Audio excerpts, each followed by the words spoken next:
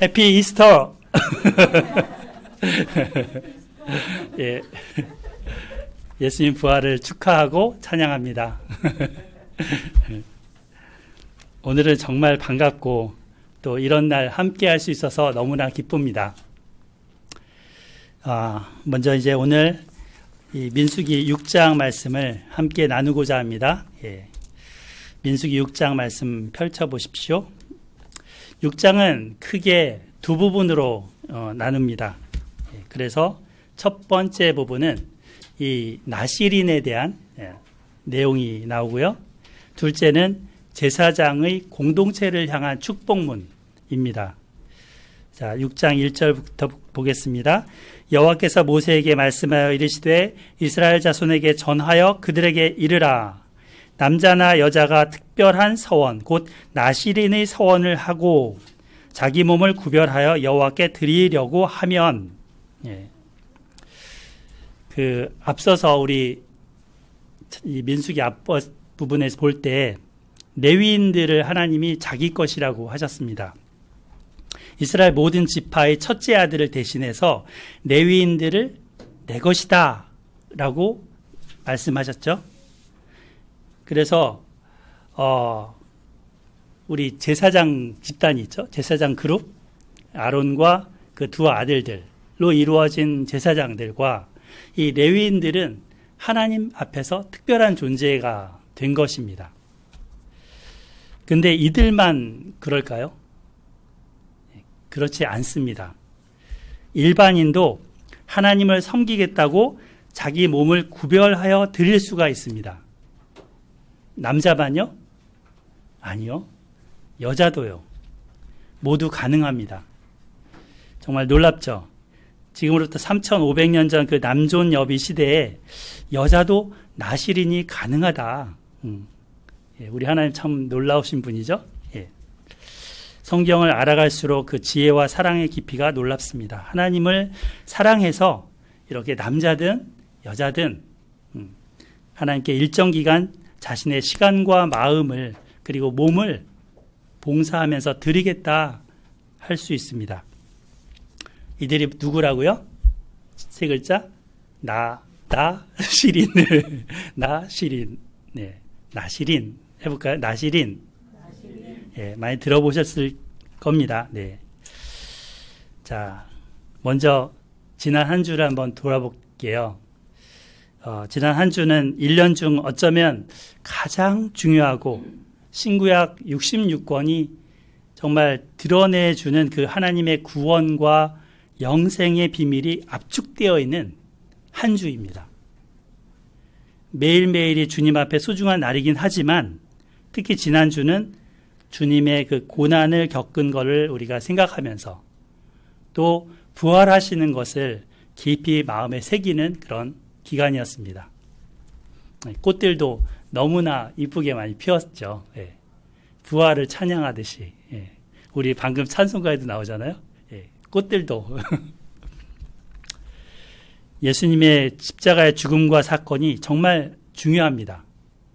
사복음서에서는 거의 반이 이 부분에 할애가 되어 있습니다.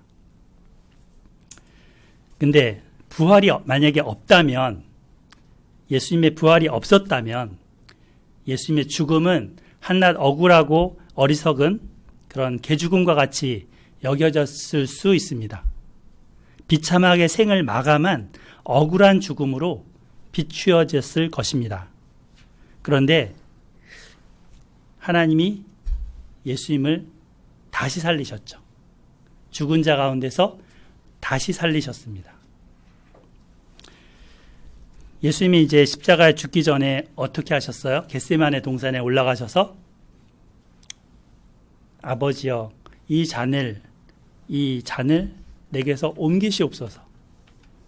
이 잔을 이제 고난의 잔, 죽음의 잔, 모든 인류의 모든 죄를 한 몸에 담당하는 그 잔을 내게서 옮기시옵소서. 그러나 내 원대로 마옵시고 아버지의 원대로 되기를 원하나이다. 3번이나 기도하셨습니다. 그냥 기도한 게 아니라 땀이 피가 되도록 흘러내리면서 기도했다고 하십니다.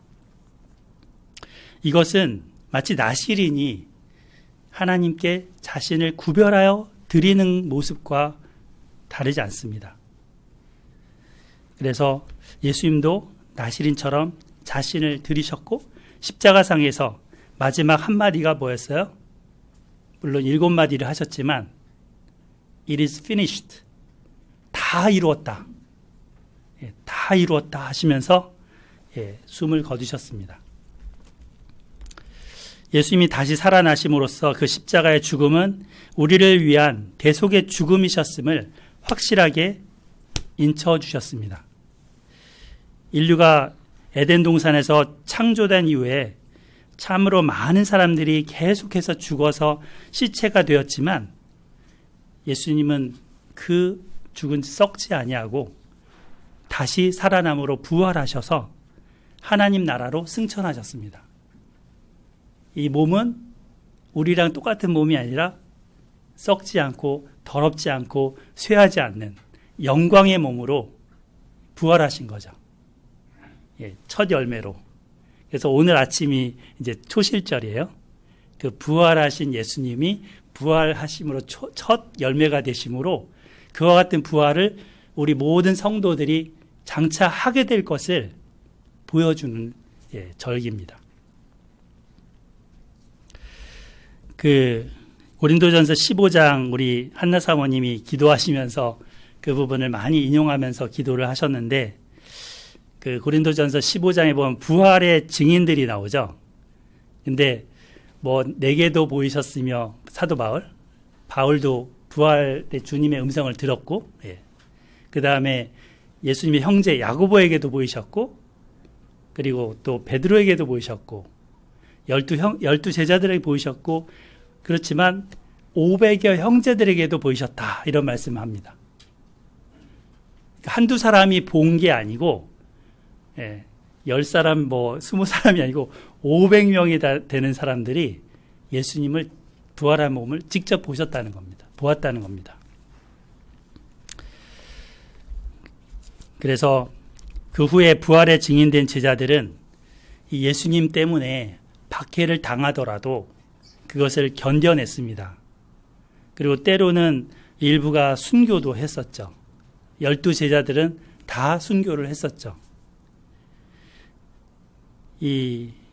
이들은 정말 예수님과 함께 그 보냈던 부활 후에 40일 동안을 함께 하면서 그 예수님 부활뿐만 아니라 그분이 들려주시는 하나님 나라에 대해서 신구약 성경에 예언되었고 약속되었던 그 하나님 나라의 비밀을 깨닫고 알게 됐고 이제 성령을 받아서 증인된 삶을 산 것입니다.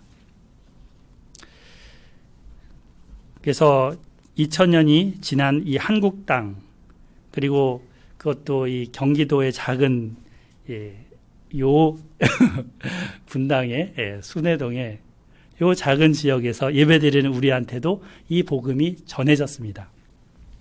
참 감격스럽죠? 다시 한번 해볼까요? 해피 이스터! 네. 아침에 우리 이효진 사람이 진실로 예수님은 부활하셨습니다. 이렇게 댓글을 달으셨는데, 아멘, 그렇습니다.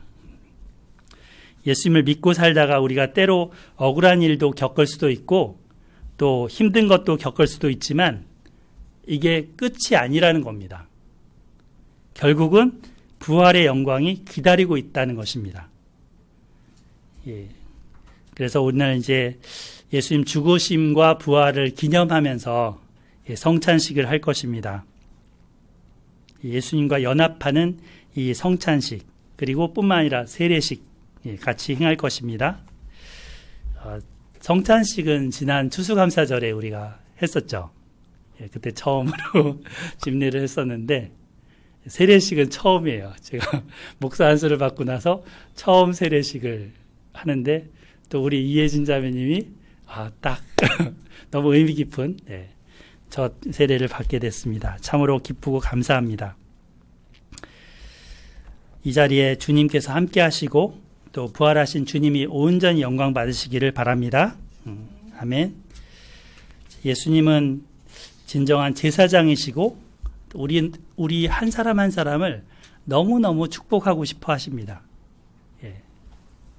그래서 예수님은 그 능력도 부활의 능력이잖아요. 예. 그 능력과 사랑이 가득한 주님의 축복을 또 우리들도 받고 그런 복을 누리면서 복을 전달해 주시는 여러분들이 되기를 바랍니다. 아멘. 예. 자, 근데 이제 제가 고전에 먼저 사과 하나를 드려야 될 게 있습니다. 지난주에 제가 설교하다가 의심의 소재를 설명하던 중에 밧세바와 다윗이 서로 해서는 안 될 선을 넘었는데 아기를 가졌는데 그 아기를 임신 중에 잃었다라고 설명을 했습니다. 근데 사무엘하를 이제 보면 우리아의 아내가 아이를 이제 그 다윗에게 낳은 그 아이를 여호와 하나님께서 치셔서 심히 알았다 그랬고 그 할례하기도 전에 7일 만에 신생아 때 이제 하나님이 데려가셨다라고 기록되어 있습니다. 제가 설교 중에 이제 실수한 거죠. 네. 우리 집사님이 얘기해주지 않았으면 그냥 그렇게 알고 넘어갔을 겁니다. 네. 근데 일단 교정을 해야 되니까 사과를 드리고 또 교정을 합니다. 설교라는 거는 하나님의 말씀을 바르게 우리가 배우고 전해야 되는 건데 이제 참 조심을 해야 될 것 같습니다. 언제든 혹시라도 제가 이렇게 잘못 말하는 부분이 있다면 말씀해 주세요. 바울도 그 데살로니가 지역에서 또 다른 지역으로 넘어가면서 복음을 전할 때 이제 그 사람들이 어떻게 한다고 그랬어요? 신사적이라서 성경이 그러한가 살펴보고 또 얘기했다고 했습니다. 그 태도가 매우 중요합니다. 아무튼 소중하게 견해를 받아들이고 이제 계속해서 고쳐 나가도록 하겠습니다. 용서와 이해를 구합니다. 자, 민수기 6장 이제 우리 1, 2절을 읽었는데 민수기 6장은 1절부터 21절까지가 이 나시린의 법에 대해서 말씀하고 있습니다. 나시린. 근데 이거를 이제 히브리 원문으로 찾아보면 나지르 이렇게 나와요. 예, 나지르. 그래서 니은 자, 그 다음에 지읒, 그 다음 리을.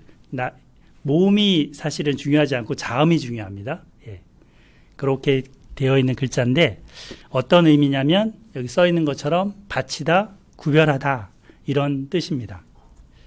그러니까 하나님을 위해서 특별하게 자기를 구별해서 헌신하는 것을 말하고 있습니다. 이 나시린이라는 단어가 성경에 또 다른 데가 나오는가 원문으로 이렇게 찾아보니까 여러 군데가 몇 군데 더 나왔습니다.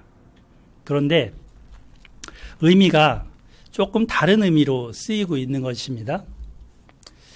그 창세기 49장 26절을 보시면 네 아버지의 축복이 내 선조의 축복보다 나아서 영원한 산이 하나 없음 같이 이 축복이 요셉의 머리로 돌아오며 그 형제 중 뛰어난 자, 여기서 뛰어난 자가 여기 나지르랑 비슷한 발음의 네지르라고 써 있습니다. 네지르의 정수리로 돌아오리로다.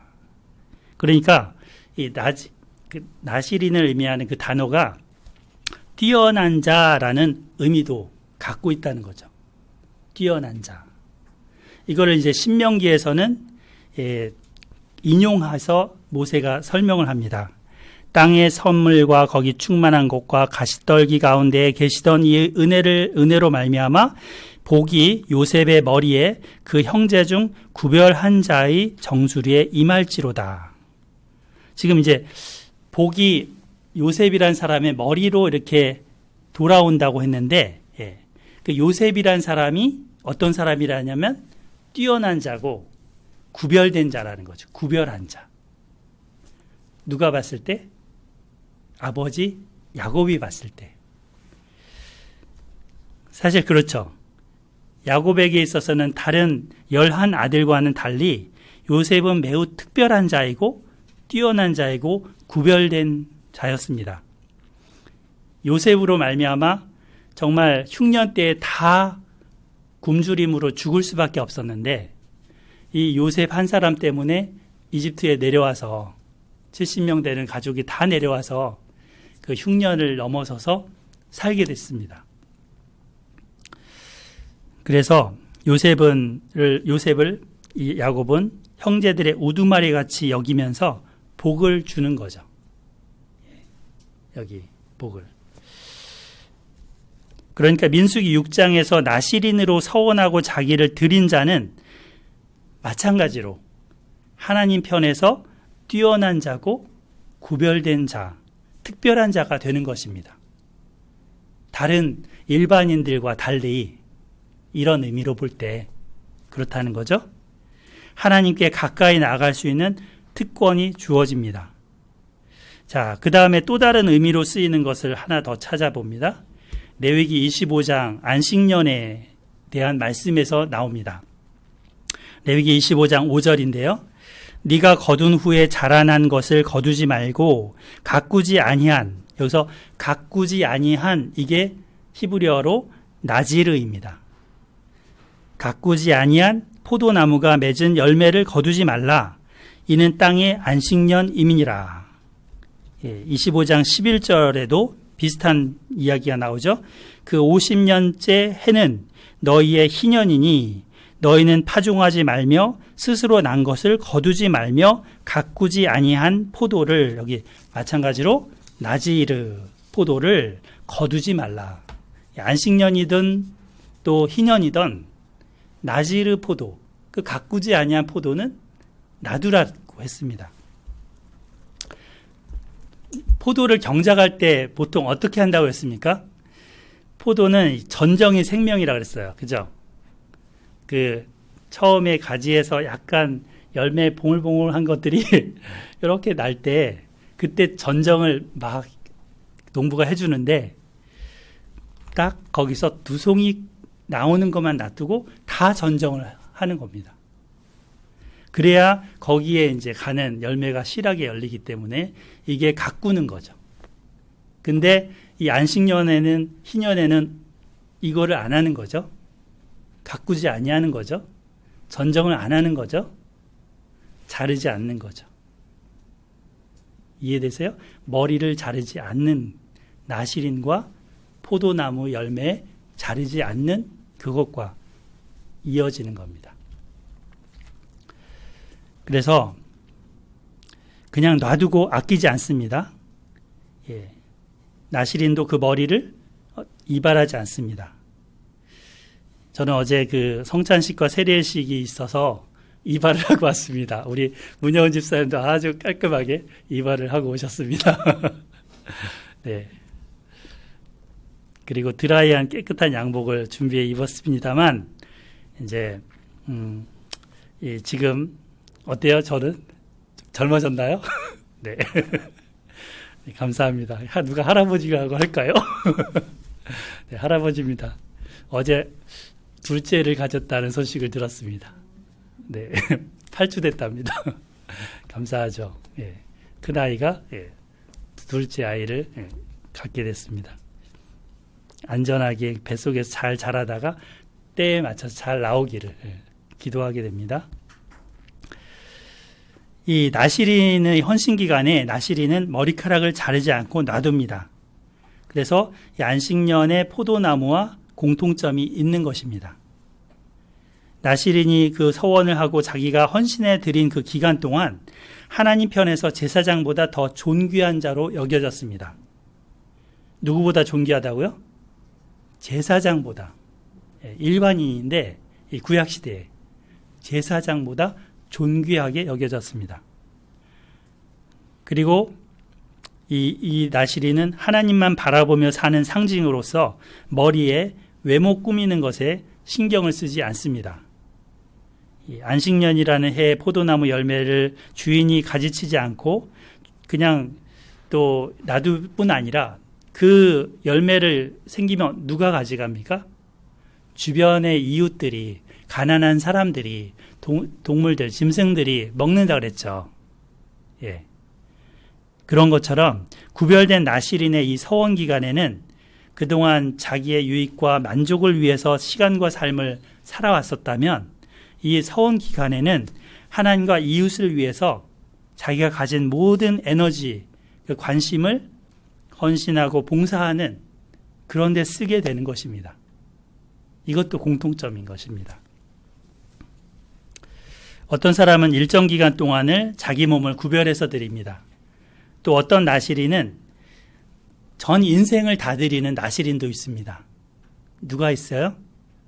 삼손 있죠. 또 누가 있어요? 사무엘. 또 신약 성경에 가면 세례 요한이 있죠. 예. 이런 사람들은 어려서부터 태어나서부터 뱃속에부터 성령 충만해갖고 태어나는 세례 요한도 있는가 하면 애가 없어서 기도하다가 또 받아서 키운 그 삼손 같은 사람도 또 이 한나가 이제 낳아서 드린 사무엘 같은 사람도 있는 것입니다. 자, 이들이 지켜야 될 것에 대해서 3절부터 말씀해 주십니다. 자, 첫 번째는 뭐죠? 포도주와 독주를 멀리하라. 3절부터 4절 읽어볼게요. 자기 몸을 구별하는 모든 날 동안에는 포도나무 솟아는 씨나 껍질이라도 먹지 말지며 그 서원을 하고 구별하는 모든 날 동안은 삭도를 절대로 그의 머리에 대지 말 것이라. 자기 몸을 구별하여 여호와께 드리는 날이 차기까지 그는 거룩한즉 그의 머리털을 길게 자라게 할 것이며. 자, 지금 포도주를 독주를 멀리하라. 이렇게 말씀하셨죠? 그런데 더 나아가서 포도즙, 생포도, 건포도, 거기다가 씨, 껍질까지도 먹지 말라 하셨습니다. 그죠? 그리고 이제 5절 방금 제가 읽었는데 이 5절에서는 뭐를 말씀하셨나요? 삭도를, 그 삭도라는 거는 이 머리 깎는 바리깡이죠. 예. 그거를 머리에 대지 말라는 것입니다. 셋째는 뭐였죠? 셋째는 시체를 가까이 하지 말라는 것입니다. 자, 6절부터 8절까지 읽어보겠습니다. 6절부터 8절까지. 자기의 몸을 구별하여 여호와께 드리는 모든 날 동안은 시체를 가까이 하지 말 것이요 그의 부모 형제 자매가 죽은 때에라도 그로 말미암아 몸을 더럽히지 말 것이니 이는 자기의 몸을 구별하여 여호와께 드리는 표가 그의 머리에 있음이라. 자기의 몸을 구별하는 모든 날 동안 그는 여호와께 거룩한 자니라. 예. 그러니까 심지어는 지금 시체를 가까이 하지 말라는데 누구까지? 부모, 형제, 자매까지. 부모상, 형제상, 자매상을 당해도 거기 참여하지 말라는 거잖아요. 더럽히지 마라. 이렇게 말씀하십니다. 근데 이거는 정말 사회생활을 하면서 인간관계를 하는 데 있어서 정말 쉬운 것이 아닙니다. 포도주나 소주, 위스키, 와인, 이런 거를 독주를 멀리 할 수는 있을 것 같아요. 결심하면. 그런데 오늘 성찬식에도 쓸 거지만 포도주스, 포도주스, 또 심지어는 그냥 포도 있죠. 생포도, 말린 포도, 건포도, 거기다 씨나 껍질까지 먹지 말라고 하셨는데, 자, 우리는 그래도 과일이 많죠. 과일 종류가 많죠. 포도 아니라도 귤도 있고, 제주도 귤 맛있잖아요. 요즘 천혜향도 참 맛있던데. 근데 이스라엘에는 그 7대 소산물 해갖고 이 포도가 과일의 주 그 열매입니다.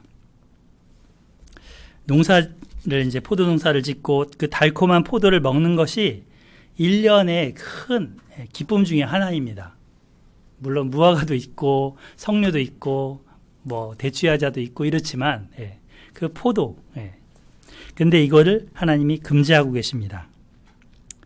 풍요로움과 안정을 상징하는 그 포도 제품을 멀리함으로써 자칫 술로 나아갈, 그 포도주로 나아갈 소지를 원천적으로 처음부터 막는 것이라고 봅니다.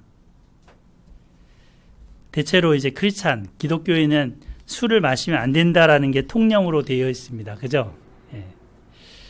물론 와인을 조금 즐기는 그런 신자들도 간혹 있긴 합니다. 예. 그런데 술이라는 것을 용납을 하게 되면 절제가 되지 않고 과음으로 넘어가는 경우들이 부지기수입니다. 그 남자들끼리 이제 저녁 회식하러 갔을 때 1차가 2차로 가고 2차가 3차로 가고, 예. 그러면서 인사불성이 돼서 그 새벽에 길거리에서 취한 채로 휘청거리는 사람들을 볼 수 있지 않습니까? 근데 나시린이 만약에 그렇게 된다면 하나님의 이름에 덕이 되지 않을 것입니다. 저도 사실은 몰랐는데 나중에 이제 강도사 되고 나서 처음 들은 얘기예요.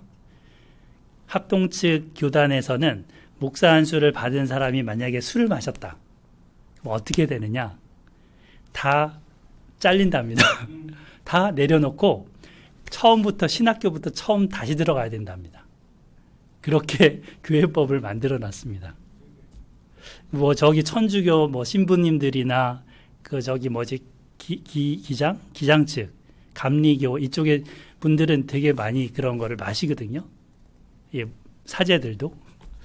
근데 이제 이 철저하게 금지를 해놓은 거죠. 유럽에서는 이제 물이 안 좋아서 그 맥주 같은 거를 음료로 사용하거나 포도주에 물을 탄 것을 음료처럼 사용도 한다고 합니다. 그래서 기독교인들도 이런 것을 용납하기도 했습니다. 아주 유명한 설교가인 뭐 찰스 스펄전 목사님이랄지 이제 뭐 이런 분들도 담배를 피거든요.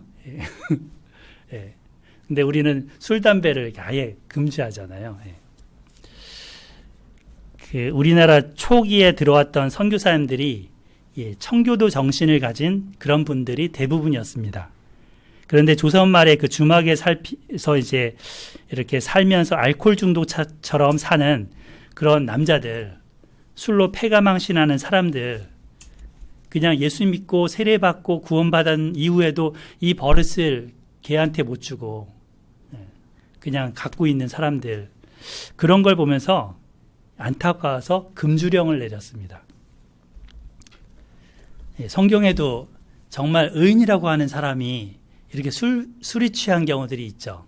우리 창세기에 보면 노아가 포도원을 갖고 와서 그 포도를 가지고 포도주를 해서 마시고 벌거벗고 누웠다가 그 아들들이 그거를 보면서 이제 문제가 일어나는 그런 게 나오지 않습니까? 또 그 롯의 딸들이 이제 아버지에게 술을 먹이고 이렇게 자손을 번식시키고자 한 그런 예들도 나옵니다. 여기 제가 성경 구절들을 여러 가지 좀 갖고 왔는데요. 한번 몇 구절들을 찾아보면서 살펴보겠습니다. 잠언에 보면 술을 경계하는 말씀들이 많이 나옵니다. 그래서 이 술을 마시면 어떻게 되느냐? 일단은 그 목소리가 커지죠. 그리고 별거 없어도 괜히 막 어깨가 올라갑니다. 목이 세워지면 막 큰 소리가 나오면서 이거를 교만해진다라고 표현합니다. 그래서 판단력이 또 흐려집니다. 술을 먹으면. 이 잠언 23장에 보면 그 르무엘의 어머니가 이제 자기 아들인 르무엘 왕한테 주는 교훈이죠. 거기서 여자 가까이 하지 마라, 술에 취하지 말라, 이런 말씀으로 조언도 합니다. 그리고 또 잠언, 여기 되게 많죠? 잠언 3군데라 제가 찾아놨는데요. 나중에 한번 찾아보시기 바랍니다. 한국 사회에서도 술이라는 것은 정말 사회생활을 하게 하는 윤활유요, 인간관계를 맺기 위한 필수 요소처럼 여겨집니다. 그래서 우리 대학생들, 대학 탁 들어가면 선배들이 이제 딱 이제는 성년이니까 하면서 이렇게 자리를 마련하잖아요. 근데 어찌됐든 나시린은 하나님께 드려진 그 기간 동안 근신해야 합니다. 하나님께서 이 나시린을 이렇게 나시린법을 주실 때 포도씨를 먹다가 포도주에 마음이 가지 않도록 차단하시는 것입니다. 자, 그 다음에 머리를 자르지 마라. 예, 머리를 자르지 마. 물론 여자분들은 머리를 잘 안 잘라고 이렇게 길게 기르기도 해요. 이분들 보세요. 다리 끝까지 가 있어요. 머리가. 그죠? 뭐 흔한 예는 아니지만. 예. 근데 남자들이 저렇게 머리를 길게 하는 거 참 부자연스럽잖아요. 예. 근데 머리를 자르지 마라 하셨어요. 왜 그러실까요? 고대 근동에서는 대체로 어떤 신에게 서원을 하면 이제 요즘 절에 들어갈 때 스님들이 머리를 완전히 밀잖아요. 이렇게 털 하나 없이 빡빡. 예. 그런 것처럼 밀었다고 합니다. 싹 이렇게. 뭐 옆머리를 민다든지. 예. 그런데 나시린은 이 털을 밀지 말라고 하시는 것은 그런 이제 이방 종교와의 관계도 하나님이 염두에 두신 거기도 합니다. 그러니까 이 하나의 이 상징인 거죠. 하나님께 구별된 자의 하나의 표시, 예, 표. 그 표로서 이것을 두셨습니다. 삼손의 예를 보면 대표적으로 자세히 나옵니다. 하나님께서 주신 그 괴력을, 큰 힘을 갖게 되었었는데 그 힘이 어디서부터 나온다고 삼손이 여겼습니까? 머리카락에서 나온다고 했습니다. 근데 들릴라의 모략에 넘어가서 처음에는 슬슬 이렇게 이걸로 묶으면 된다, 뭐 저걸로 묶으면 된다 이렇게 했지만 결국은 그 말려들었죠. 그래서 그 비밀을 얘기를 해주면서 삼손이 잠이 들었을 때 완전히 털이 밀렸습니다. 힘이 없어진 삼손은 붙들려서 눈이 뽑히고 결국에는 이런 연자맷돌 같은 맷돌을 돌리는 그런 벌을 받게 되었죠. 힘이 다 없어진 이 사람은 정말 무력한 그런 사나이가 되어버렸습니다. 나시린으로 선택을 받았는데 삼손은 사실 하지 말라는 거는 다 했습니다. 뭐 부정한 거를 시체를 가까이 하지 마라 그랬는데 이렇게 가다가 젊은 사자가 자기를 막 딱 마주치니까 그 사자를 손으로 찢어 죽였잖아요. 그리고 또 돌아오는 길에 그 사자의 그 죽은 시체에 벌들이 꿀과 함께 막 이렇게 있으니까 그 꿀을 퍼다가 자기도 먹고 부모도 갖다 주고 이랬잖아요. 부정한 거를 그냥 하는 거죠. 구분하지 않는 거죠. 일반적인 사람도 시체를 가까이 하면 사실 부정하게 됩니다. 그래서 부정케 되면 격리 조치에 들어갔습니다. 하지만 제사장의 경우는 어떻게 했을까요? 레위기 한번 찾아보실까요? 레위기 21장 1절부터 3절까지입니다. 레위기 21장 1절부터 3절 178페이지. 여호와께서 모세에게 이르시되 아론의 자손 제사장들에게 말하여 이르라. 그의 백성 중에서 죽은 자를 만짐으로 말미암아 스스로를 더럽히지 말려니와 그의 살부치인 그의 어머니나 그의 아버지나 그의 아들이나 그의 딸이나 그의 형제나 출가하지 아니한 처녀인 그의 자매로 말미암아서는 몸을 더럽힐 수 있느니라. 지금 아론의 자손 제사장들도 똑같은 금지를 해놓으셨죠. 그렇죠? 예. 이 조건을 지금 나시린에게도 적용시키시는 것입니다. 부모 형제 자매의 죽음, 그 초상까지도 멀리해야 하는 것으로 말씀하십니다. 그런데 참 어려운 일입니다. 하지만 이 헌신된 기간 동안에는 이것을 철저하게 지켜야 했습니다. 서원한 그 기간에는 개인적인 가족 관계보다도 하나님이 이 명령을 주신 명령을 지킴으로써 하나님과의 관계를 더 우선시해야 됐습니다. 어느 것 하나라도 어기면 그때는 무효입니다.